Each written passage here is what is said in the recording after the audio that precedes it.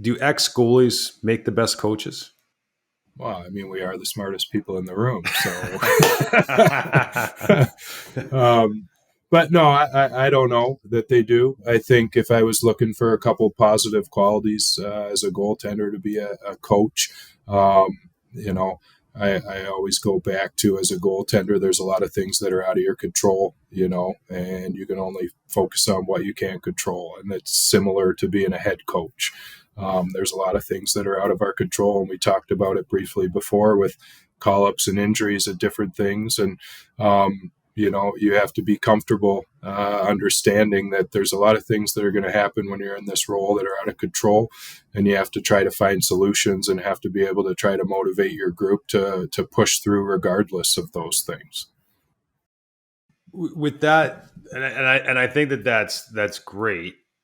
And I guess with that, that vantage point of being the goaltender and maybe watching how the game has evolved. Like I just think is as basic as how teams defend in their own zone now. Like just the size and shape of defensemen has changed dramatically in the last 10 to 15 years. What did you observe as a player, and maybe how that's informed how you look at the game as a head coach now?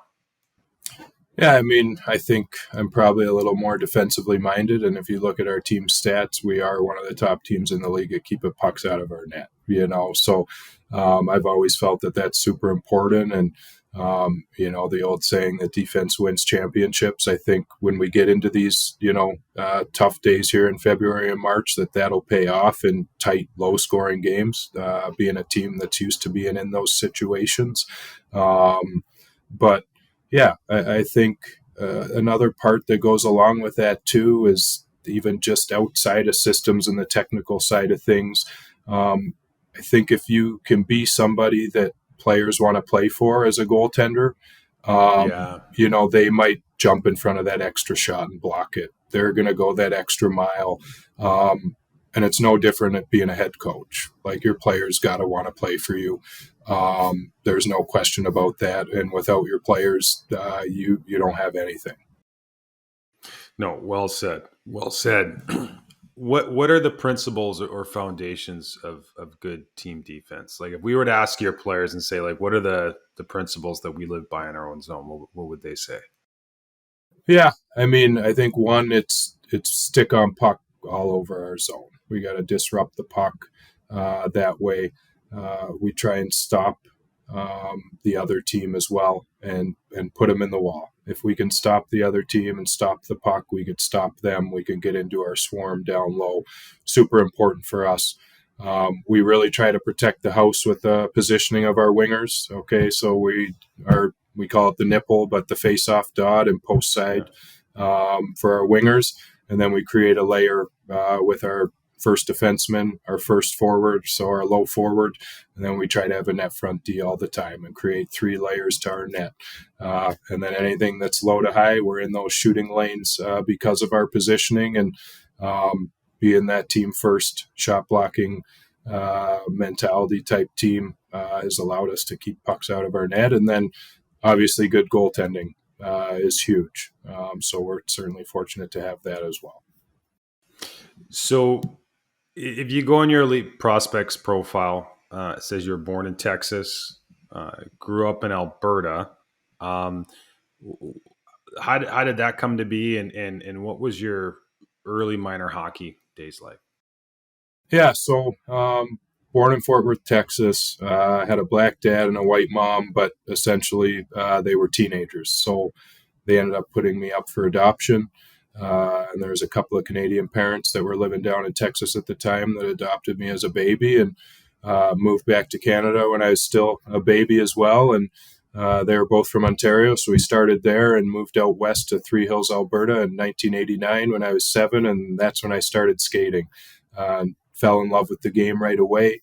Had the opportunity to play goalie in minor hockey and novice when everybody on the team got a chance, and fell in love with that. And they wouldn't let me do it full time until I was 13 years old. And I think that had so I think that had a big impact on my development and my skating and being able to see the game from a player's perspective. And yeah, I just loved it so much and couldn't get enough. And a lot of my time was spent on the outdoor rinks. So a couple of rinks that are long gone now, but my whole childhood were there every year. And I would spend so much time on those rinks when I didn't have practice of my own. It was crazy. And at what point did playing professionally or playing junior, like at what point did that start becoming a reality? Yeah, I mean, it was always the dream, right? And then, I'll never forget, I get the opportunity to play, tier two junior A, and I didn't have a very good year. I wasn't very good, but I made it. I played, and then I was a walk on. I was washing dishes at a restaurant, and my high school coach, who was a scout with the Kamloops Blazers, was there having lunch with a scout with the Regina Pats. And so he said, "Hey, is Joel working?" Yeah. So I went out and said hi. And I just happened to ask this guy, "You guys happen to have a spot in training camp for me?" And they didn't, but he was like, "Hey, if you're willing to ask, I'm willing to ask around," and got me a tryout in Lethbridge. And No kidding. that happened to be, about an hour away from where I played in Crow's Nest Pass, and they still had no idea who I was. That's how bad my year before was. But I end up showing up at camp and being the best goalie there. And, they're kind of wondering when's the pixie dust going to wear off. And Yeah. they had a 16-year-old goalie and a 20-year-old goalie there that they traded for. So it was kind of like, do we keep this kid around? And fortunately for me, the 16-year-old kid got homesick, and I ended up sticking around and taking over and getting a great opportunity to play, and spending another 3 years in the Western Hockey League. And I bounced around, but never lost that passion to play, and ended up getting a tryout with the Edmonton Oilers through one of my goalie coaches that was a scout for them as a 20-year-old coming out of my 20-year-old year, and signed my first two-way American Hockey League contract. And that's kind of when I was like, okay, yeah, this happened. I could play some minor pro hockey and chase the dream here. That's incredible.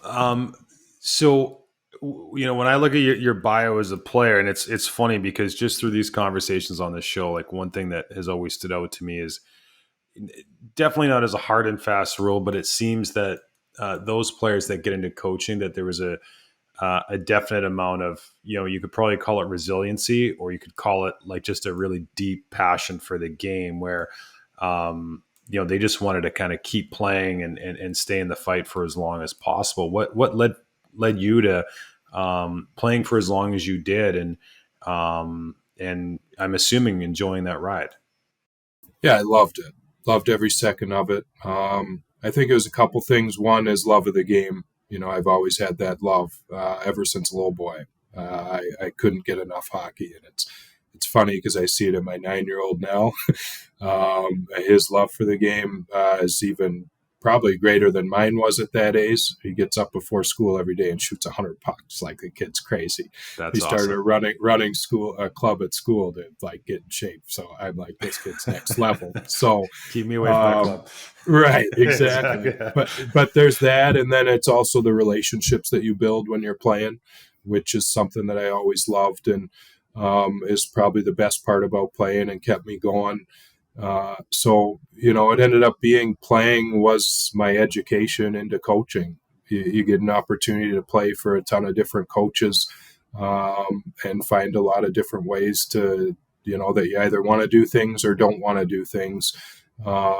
And so yeah, it just ended up kind of being my university and my degree into the coaching world. Coaches ask me all the time how they can get more accomplished during their practice. My answer: huddle. Here's why. Because the more you can teach and educate off the ice, the more progress you can make on the ice. Huddle is the leading video and data solution for ice hockey in the world. Huddle delivers simple yet powerful video review tools with desktop and mobile apps, enabling entire teams to review, study, and share video anywhere and at any time. Plus, with Huddle Assist, you can quickly get access to a full suite of game stats along with your film breakdown, so you can analyze both your team's and individual player performance, ensuring you provide objective feedback. Right now, listeners of the Glassnote podcast can get a great discount on Huddle products. To learn more, check out huddle.com/the coaches site for details on this exclusive offer. That's HUDL.com/the coaches site.